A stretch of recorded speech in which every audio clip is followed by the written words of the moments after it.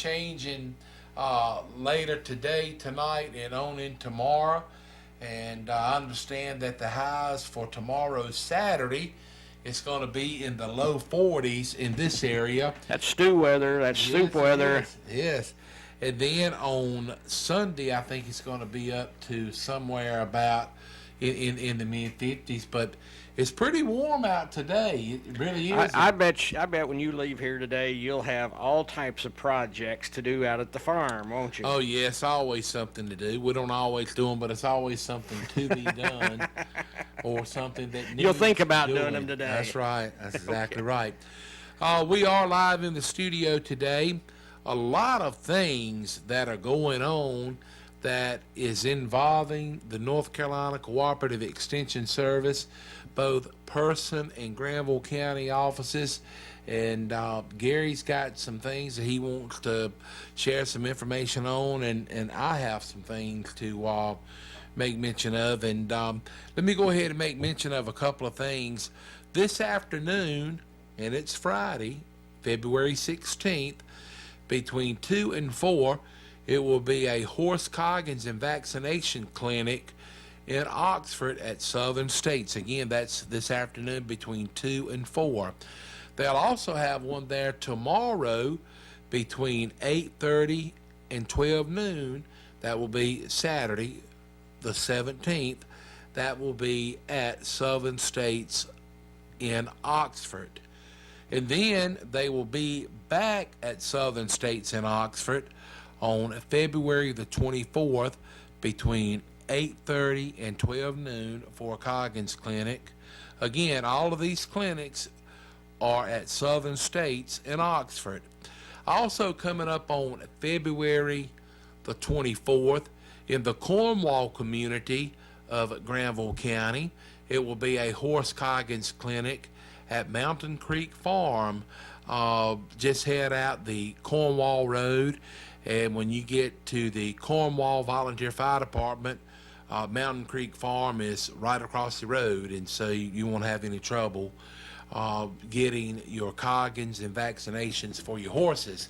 Also, it was supposed to be a clinic here in Roxborough tomorrow, but due to the incoming rain and cold weather, and I don't mind telling you, and you all probably are aware, it's extremely muddy.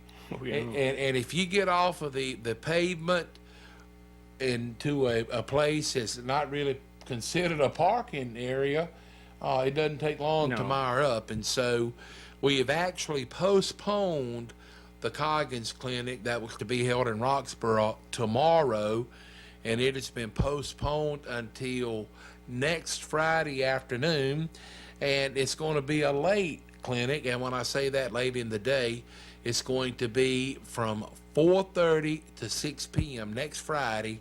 That will be the 23rd, and that will be at 1303 Old Allensville Road. Again, 1303 Old Allensville Road, next Friday afternoon between 4:30 and 6 o'clock, and maybe the weather will be nicer, but Rob, it is essential to have a Coggins.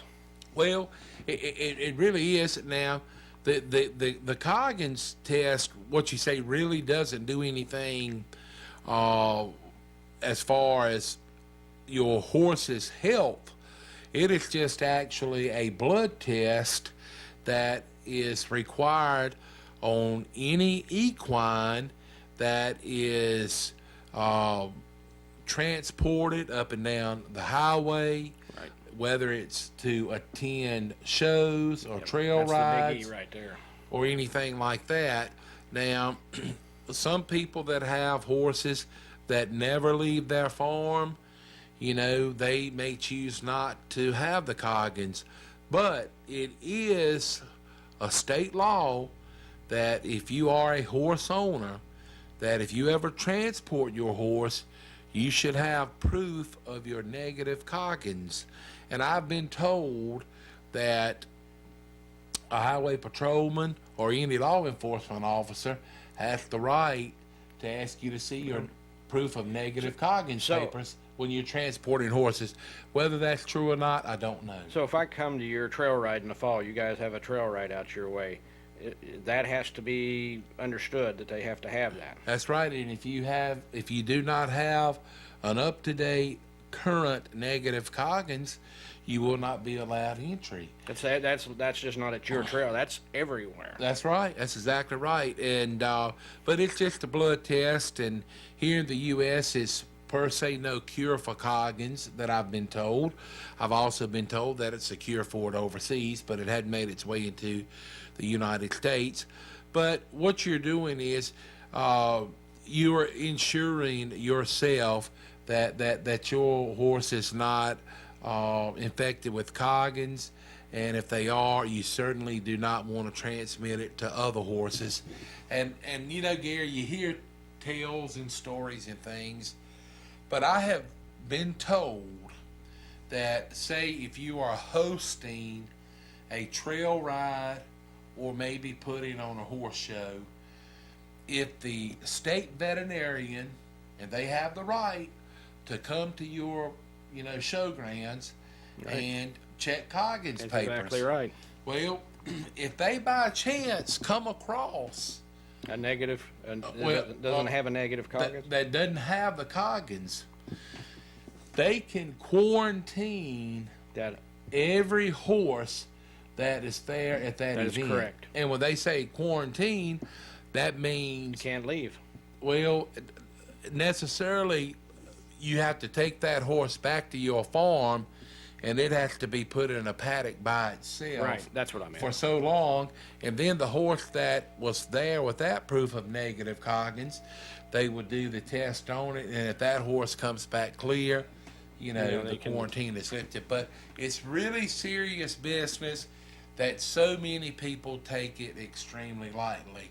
But it's also the opportunity to have your horses vaccinated for rabies, West Nile virus, West and Nile's tetanus and things like that. So, What else do you have? Man, you've got a big pile of stuff. oh here. man, yeah, it's a lot going on. Mentioning a couple of things, it's going to be an Oxen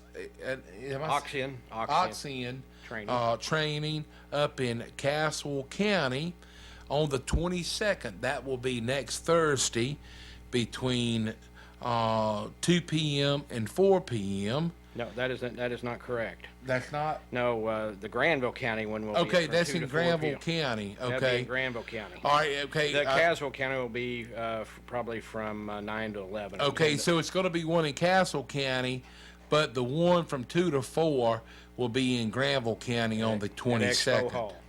at the Expo building out on Highway 15 south of Oxford. All right, and let's see. Then, Gary, coming up on the 26th, you will be having in Granville County a pesticide Safety class, B. correct? Yeah, required safety B for recertification for 3 years. Okay. And any of these things that we pass along to you, we do our best to get them correct. Sometimes we may not, but all you have to do is call your local cooperative extension service office, and they can clue you in if we give you some misinformation. We don't mean to.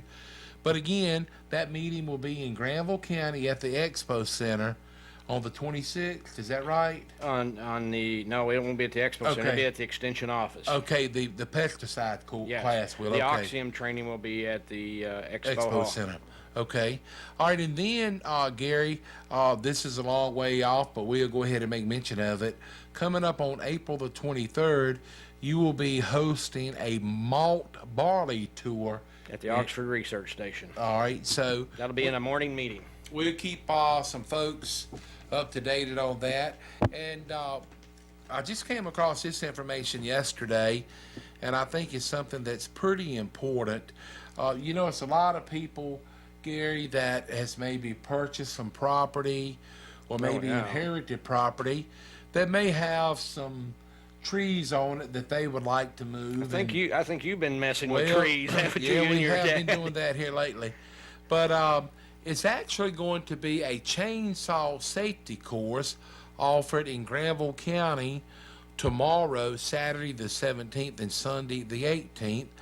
And it's going to be at Nature's Roots Farm. and that is located 2017 Sunset Road in Oxford. Now, it's $125 to register, and you will be provided breakfast, lunch, and dinner on Saturday, and then breakfast and lunch on Sunday. And it will be, the instructor will be Tim Harris, who is a retired NC forester and a current forester consultant. It will also be taught by Brian Bowen of Nature's Root Farm. And you can get more information if you log on to naturesrootsfarm.com, but that is being sponsored by the Granville County Cooperative Extension Service. But you know, Gary, here it is, the time of the year where people are going to be pruning trees and cutting back plants and bushes, and we need to stress safety. Oh, yeah. Let that be Especially your with the number chainsaw. one priority. But if you want to attend this course, you can call for more information. Also, 919-603-5493. And I know you're probably saying $125, but you're going to be fed 5 meals and just some mandatory items that you need to bring: leather gloves, leather boots, a helmet, hearing protection or a helmet with hearing protection, and chainsaw chaps. Because, you know, it's been a lot of people that has been injured with a chainsaw, and it can happen so fast. So You hit a knot or hit something on a tree and it'll Yeah. bounce back on you. That's happened to many a person. But again, always exercise safety. Also want to let you know that if you're planning to attend the Heart to Heart Lunch and Learn with Miss Jennifer Grable, today is the deadline to register and to pay your $5 fee. But this lunch and learn will be next Wednesday, the 21st, at 304 South Morgan Street. That's at the Cooperative Extension Service office. Again, 304 South Morgan Street. Again, it will be 1 hour from 12 noon to 1, but they will be talking about heart disease, healthy living, cooking smart recipes, and what you can do. And they will also feed you a wonderful lunch. And for $5, That's pretty good. you can't go wrong. You sure can. But for more information, 336-599-1195. But again, today is the deadline to pay your registration fee. Gary, I got several other things, but let's talk a little bit about some of the information that you have. Well, I've got, Rob, February 20th coming up, a regional grain workshop, small grains workshop, hosted at the Vance County Farmers Market in Henderson, North Carolina, from 4 to 6.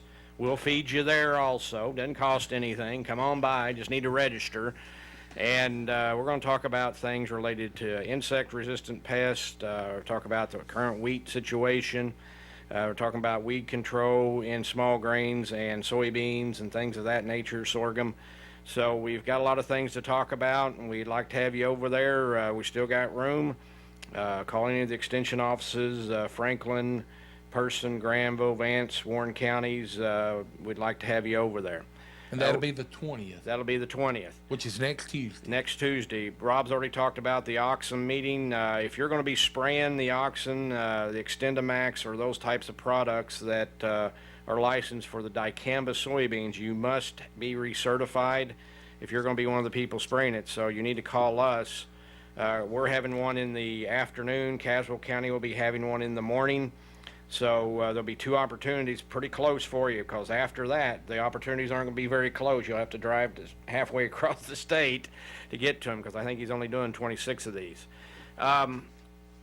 Rob, you talked about Coggins. I want to talk about regional sheep and goat producer training.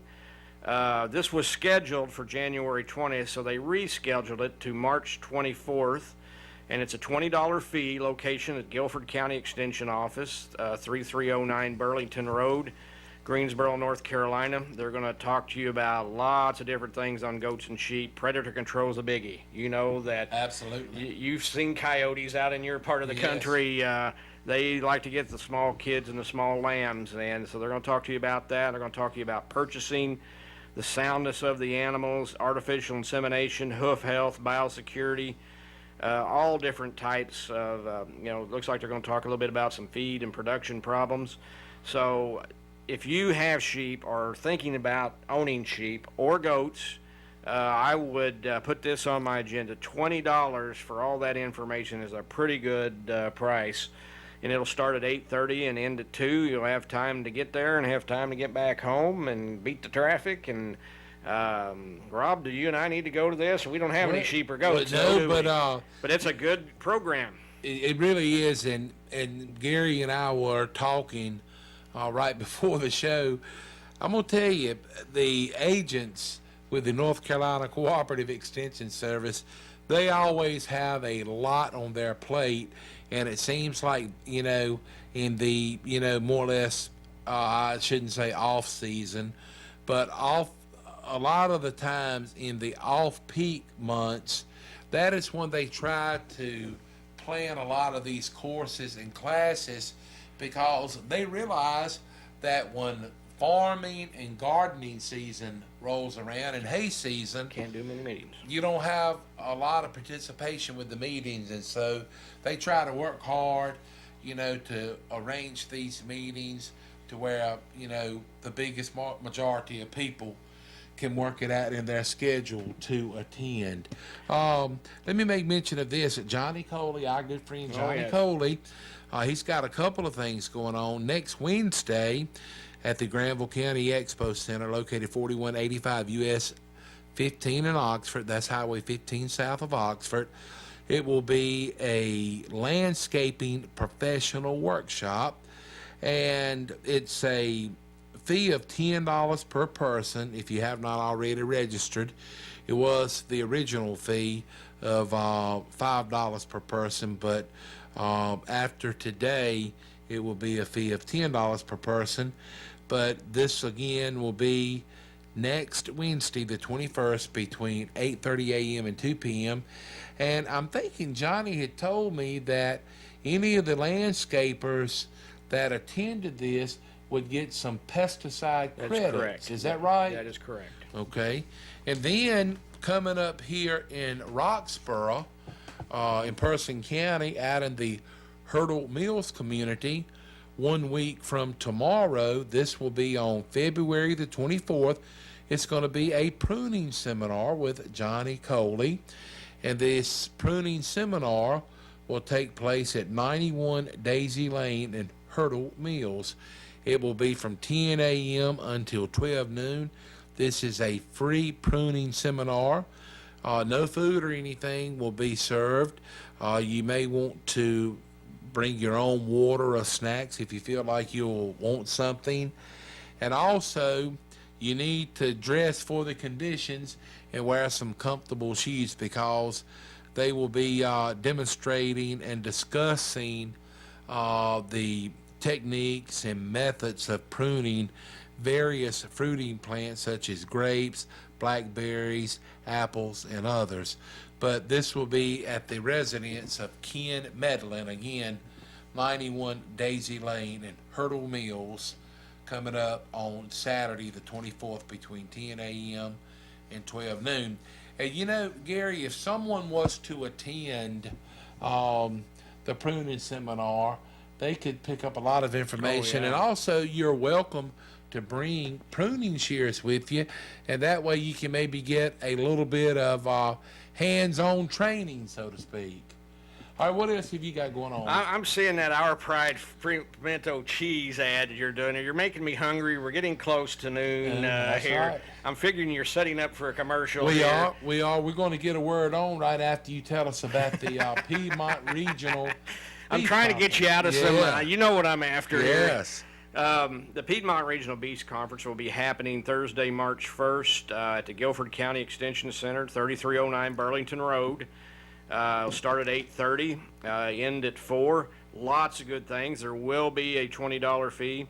If there's really bad weather, it could snow and ice in March. That's right. You call 800-666-3625 or your local extension office. There will be a $20 fee for this, but you get a lot for that. Gee whiz, you're doing cattle industry structures and chains. You're talking about feeder calves. You're having a panel discussion on that. They're going to be doing cattle market outlooks, where you're going to be maybe 6 months down the road. And here's a really good one: hoof anatomy care and management demonstration right there. Being able, because there's lots of diseases that happen just from the feet. That's right. And keeping everything clean, neat, and talking about how to take care of all that is a huge deal. So March the 1st, put that on your calendar, and you'll be doing well to attend that, and the Piedmont Regional Beef Conference, March 1st.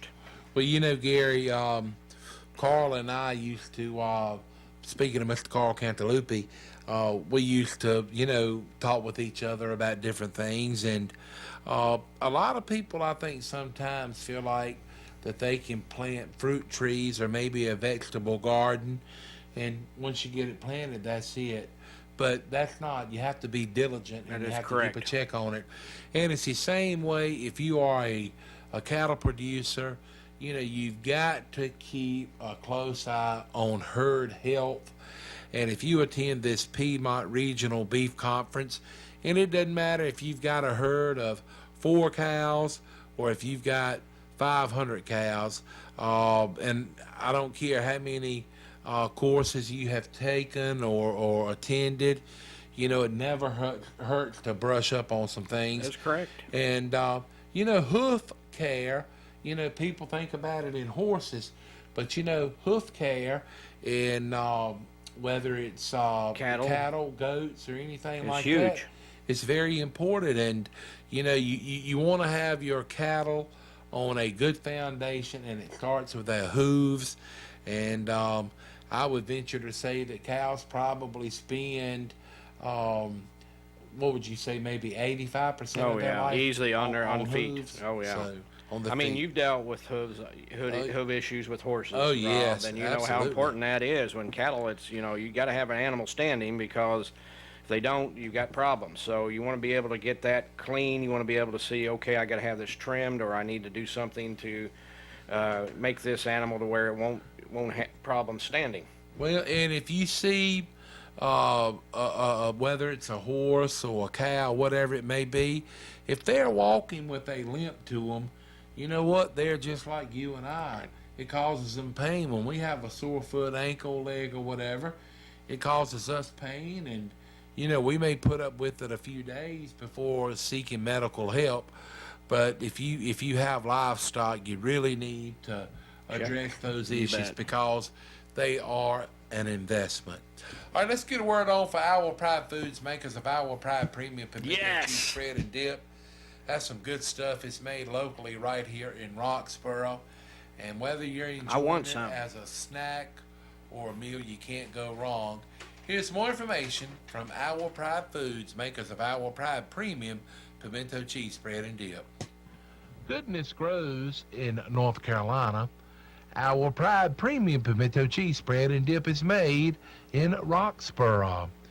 You can pick up some to enjoy at T.G. Brooks Company, Twins Market, Hurdle Mills Market and Butcher Shop, North Main IGA, Food Lion, Supply Line Discounts in South Boston, Virginia, Kenyon's Meat Market in Mebane, and Bacon's Meat Market in Hillsboro.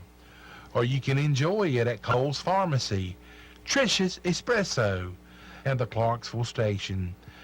Whether you're having Our Pride Premium Pimento Cheese Spread and Dip for a snack or a meal, it's delicious. Our Pride Premium Pimento Cheese Spread and Dip is made by Our Pride Foods in Roxboro. Pick up some and enjoy it today. For extra flavor, try the jalapeno added. That's Our Pride Premium Pimento Cheese Spread and Dip.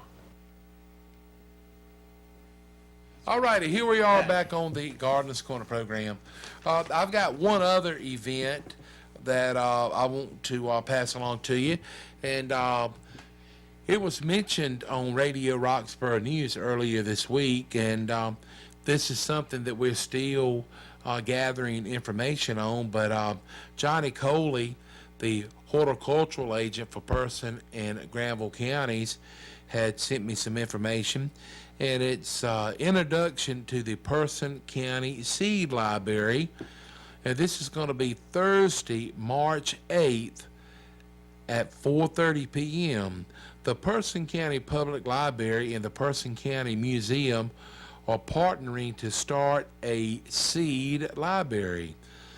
Come learn about the Southern heirloom seed varieties that will be freely available for you to grow. Seeds will be available at the event. Horticulture agent Johnny Coley will present information about starting a successful garden. No registration is required for this free event. So, if you're someone that enjoys heirloom varieties, I do. and I don't know why, but whenever I hear the word heirloom, I think about, the heirloom varieties of tomatoes. And Lots of different I've heard a heirlooms. lot of people say that the heirloom tomatoes are just some of the best tomatoes you'll ever Good eat. flavor. And they're not necessarily, in the sense, picture perfect, pretty tomatoes, but they say that the flavor of them is absolutely wonderful. But again, that will be Thursday, March 8th. Have you got anything? I Any do. additional I have information? I have a 4-H announcement Okay. here, Rob. If you want to raise your own turkey to show at the annual youth market turkey show at the NC State Fair, here's your opportunity for Person County. If you're in 4-H, you want to be involved with this. What they'll do is they will give you got to be eligible, 4-H age, 5 to 18 years old. I don't know if 5 is 4-H, but that may be for clover buds. You'll receive 3 hen poults to raise at your house, then you'll have the opportunity to show, I think you can only show 1 of your best turkeys out of the 3. If you register through Person County 4-H, it will cover the registration fee of $10 for youth to participate. You'll get your chicks on June 7th, it looks like. But NC State registration opens on Thursday, March 1st, and that is when I will register. And those of you who need to contact me, I'll also be collecting registrations until Friday, March 2nd, and that's Michelle, who is our 4-H, Michelle Van Ness.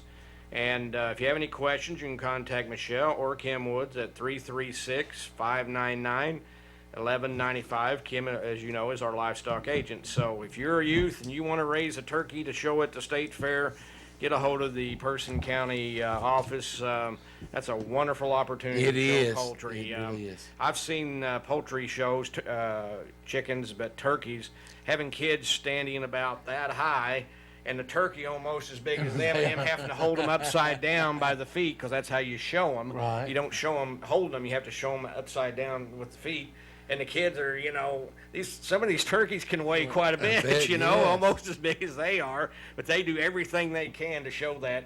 If they're shaking, sweating, holding it up, it's fun to watch. It's one of the funnest shows to watch. It really in is, youth, in youth livestock. When you have the youth showing their projects, they have great pride in doing it, and they are a little bit nervous about showing, their project, but support it any way you can, and that sounds really nice.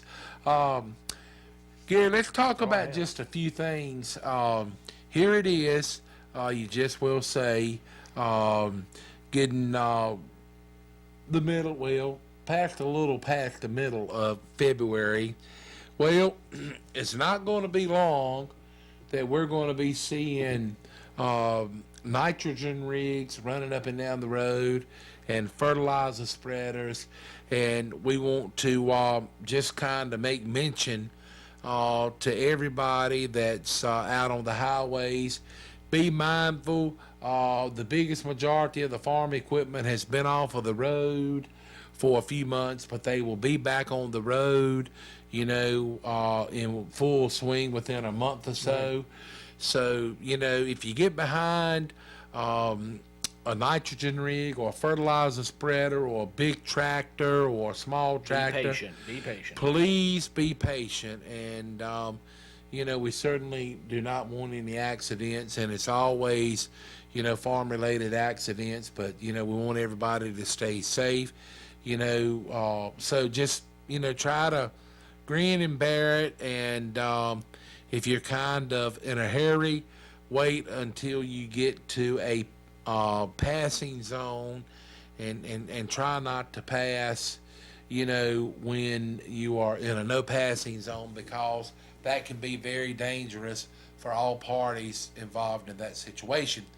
But with that being said, a lot of people are going to start putting out nitrogen and or fertilizer on hay crops and wheat, oats, and things like that.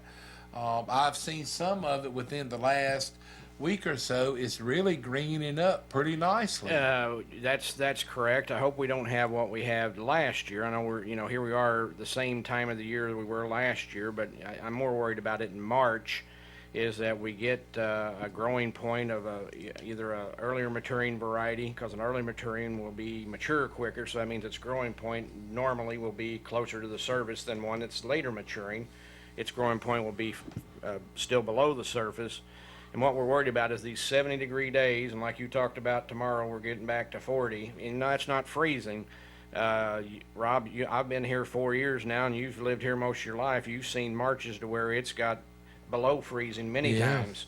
And so we have to watch that. So farmers are going to kind of spot how they do their fertilizer on that. They're going to wait and see, and there may be some that's they've already put some out in the fall, and it's looked like it's doing a good job of uptaking it right now. We needed rain desperately. I know everybody's kind of sick of the rain on the weekends. I was telling Rob we need to have these next 2 days the same weather we're having today, but that didn't happen. But we've needed rains because we planted wheat pretty much in dust this year. And a lot of the hay crops and the pastures all needed. I know you were talking about your pasture needed water. It's just been, bear with us on the water, but we needed it. And it helps get the roads washed off and the salt and everything else. So that's another good positive about it.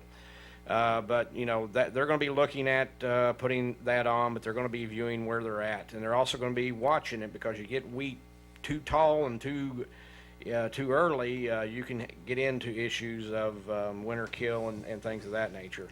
But farmers are pretty experienced at doing that. Rob, there's a lot of things going on out here, projects for next year. You know that. We're looking at projects related to a lot of projects related to insect resistance next year. We had a lot of insect problems in corn and soybeans last year. And in corn, the corn earworm protection that we've normally had on the BT varieties, the bacterial thuringiensis varieties, is starting to have problems in the state of North Carolina. And side by side, in a plot I had last year, which I'm going to do again this year, the BT variety was infested as bad, if not worse, than the non-BT variety. And we're going to look at see if there's going to be some effects with yield on that, if there's going to be any type of problems with that. That's a real problem, because once you lose a tolerance to that resistance, you don't have any, there's nothing in the pike from a lot of these companies that have provided that it takes 16 years to get an insect, what they call a bent or a biotech crop up. And so, you lose that resistance and you got problems. Well, and it's almost like, to put it into terms that just about, anybody could understand, it's almost like your body building an immunity Exactly. to antibiotics. It's pretty much, in a sense, the same thing, although it is different. But, Gary, you made mention of insects, and I used to be a believer of this, and Carl Cantalupi taught me different. And, a lot of people say, well, maybe one good thing about us having a cold winter, maybe it will kill a lot of insects. It does. Very cold, which we did have a pretty cold January. If you looked at your electric bill, I guarantee we had a cold January, or your gas bill. But the issue is that does help. That does keep populations down. Last year in corn, we had really terrible stink bug problems eating on the silks, and that was a problematic issue, plus drought associated with it. And I think different genetic varieties responded differently to that, but we had some really major problems in that capacity. So that's just one issue out here we're dealing with. We actually had a stink bug in the house within the last week. Yeah, Where it came from, I don't know. But one thing about insects, they have a pretty good way of weathering, the cold winters.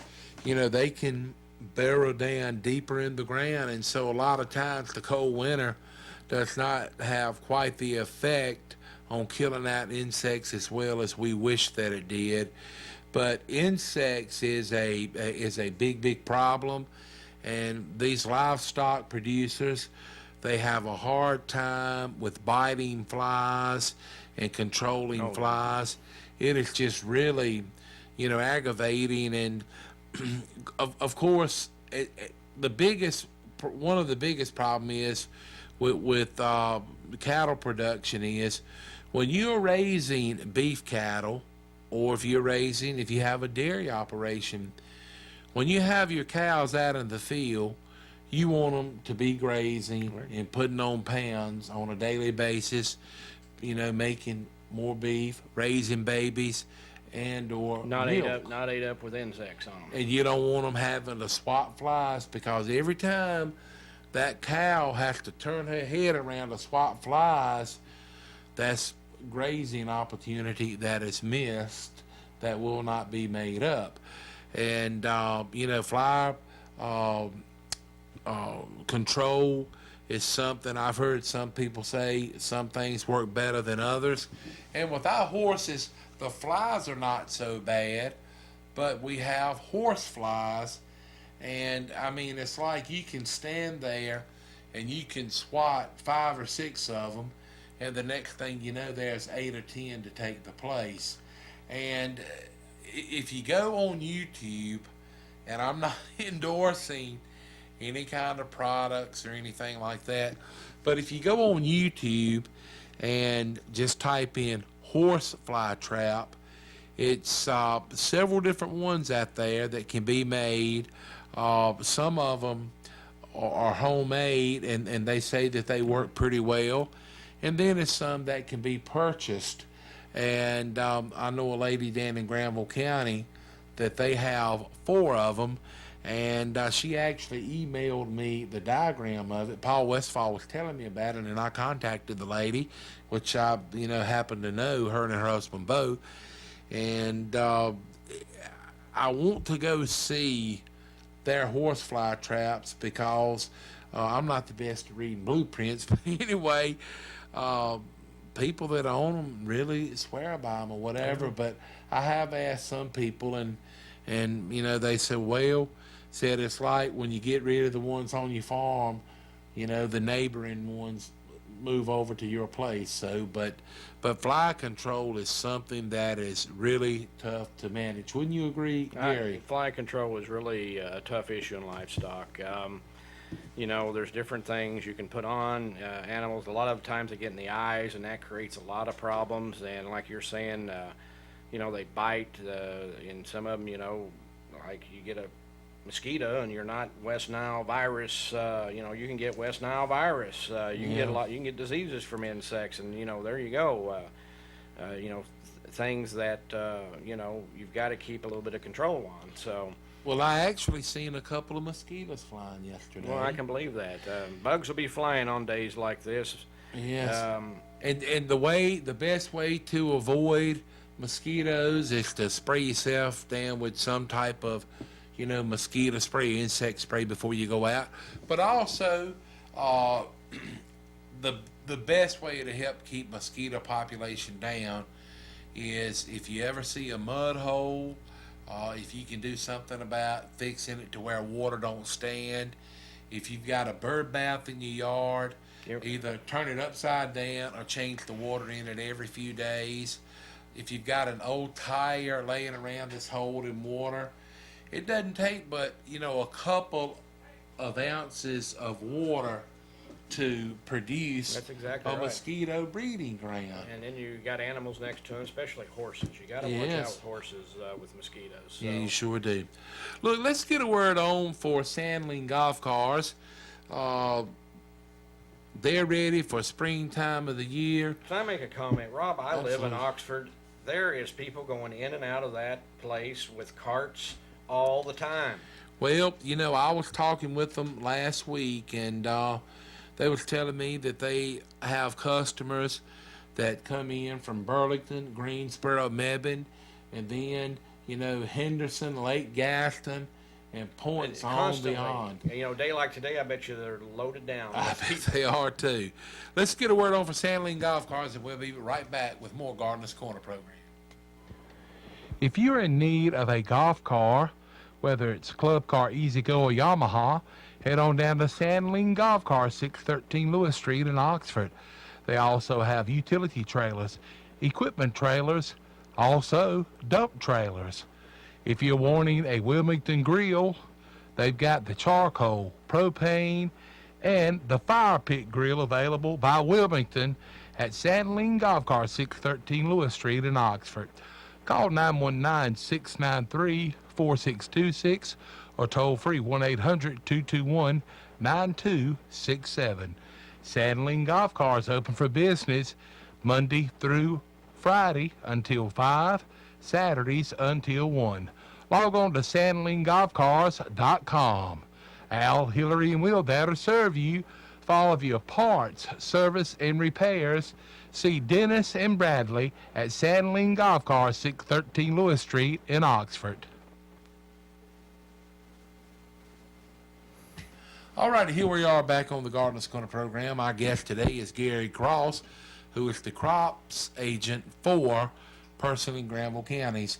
Well, Gary, before you know it, people are going to start planting soybeans and corn. Tobacco in greenhouses. Yes, seeding greenhouses. Yeah, they're doing that already. They're starting to seed greenhouses. I've had calls on insects. I've had calls on the main issue we need to watch out for on tobacco greenhouses is sanitation. Sanitation, Mad Van has talked about this in GAP trainings ever since I've been here.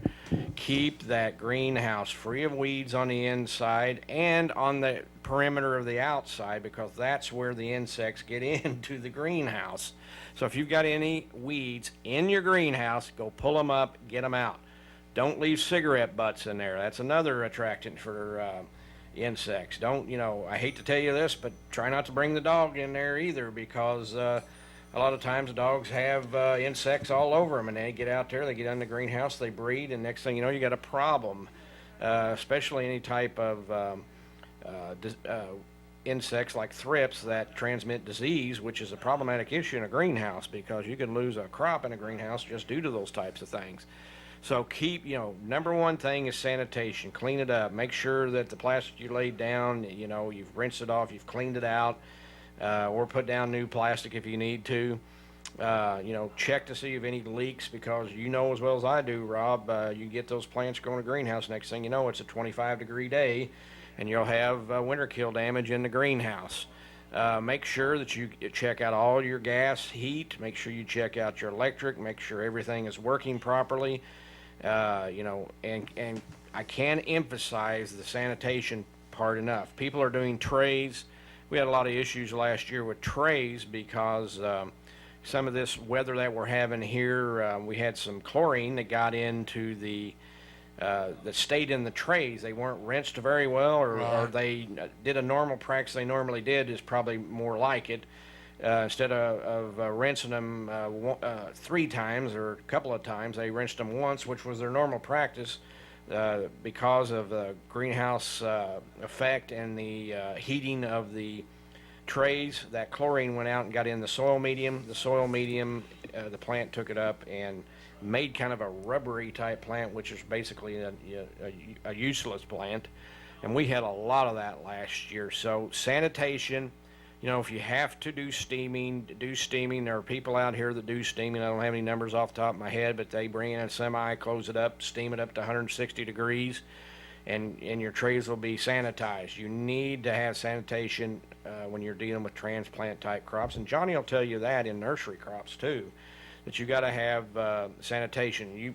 You've talked about sanitation with, really, Hoggins is kind of a biocontrol or a sanitate. You've got to have those types of things. You need to do that in greenhouses before you even get in there and plant. And make sure when you're planting, we got a lot of good tobacco seed companies, and make sure you got the right germ. Make sure things are looking very well and doing very well. So try to do the best job you can in keeping that greenhouse free of weeds and free of insects, because it'll make your job a lot easier. Another thing is your water. When you're filling up that, make sure you test your water. That is a $5 charge. That's a cheap charge to having to replace a whole greenhouse full of transplants. Get your water tested before you start putting any fertilizer or anything in there. If it's too high in pH, you're going to have some problems. If it's too low in pH, you're going to have problems. If you've got a lot of water, a lot of times is high and can have a little nitrate in it, so you want to look at that. So being able to test that water, that float water, before you even put a float tray in here, I highly encourage that, because the water just varies all over Person and Granville counties. So we've got those types of issues we need to be looking for, and most producers know this and understand this. But you got to be careful, because every time you open that door, especially on a day like today, there will be insects trying to get in. So be careful and do biocontrol and sanitation control on what you're doing. We're going to be getting into, like you said, corn planting, soybean planting. We can probably talk about that on a later show, but again, people are going to start tilling when it dries up. They're going to be fertilizing. If you're doing seed selection, if you haven't done seed selection, make sure you get the highest quality product that your money can buy, because you're paying for it. And It's an investment. It's an investment, and you're getting the money. That's your money, and you want the best quality product, because it does make a difference. If you buy something that's really cheap, that isn't as good as what's out here that's very good, it can cost you a lot of money in yield, and a lot more than what that seed would cost. You get what you pay for. Exactly. Speaking about you get what you pay for, you get service with the sale at T.G. Brooks Company, 411 Helena Mariah Road. You know what? T.G. Brooks Company, if you are wanting to plant a garden, they always have in season really nice vegetable garden plants, beautiful flowers, and they always have plumbing supplies in stock. Let's take a trip at the T.G. Brooks Company. Even though the calendar says it's February, we all know that spring 2018 is not far behind. There's plenty of time now to come to T.G. Brooks Company and get some sound advice for your lawn preparation coming up soon. They've had so much experience, and why not let the professionals work with you on your spring lawn and garden planning? They serve homeowners all over Person County and surrounding counties. They'll tell you all about the advantages of pre-emergent weed control, or weed and feed. You want to be sure to perk up your lawn with fertilizer, lime, and weed control to get your lawn off to a proper spring start this year. To beautify your flower garden and shrubs around your home, they carry hardwood as well as dyed mulches, and they'll sell it by the scoop or by the bag. They feature all the popular lawn and garden chemicals and treatments, insecticides, herbicides, and they always carry soils like topsoil, bulk planting soil, potting soil, cow manure, and pine needles to make your place look really sharp. They have the equipment for sale or rent, like spreaders, power pluggers, and lots of lawn and garden tools, and of course wheelbarrows. And before you know it, it'll be March. They'll have all your flower garden and vegetables soon, and your garden supplies. When it comes to beautification, come in today to talk over your plans at T.G. Brooks Company. Taylor wood stoves, they have those too. They have your water heater elements, thermostats, pressure relief valves, and while you're there, be sure to get some Pride dog food and cedar shavings for the dog for these cold nights. And be sure to get some hand-cut ribeyes. Surprise your family with delicious steaks prepared on your grill. And don't forget about Hoop cheese. Person County and surrounding area Count on T.G. Brooks Company, serving homeowners, farming, and construction workers since 1936. Phone anytime at 364-2428. Okay. All righty, here we are back on the Gardener's Corner program, and that's going to wrap it up for this edition.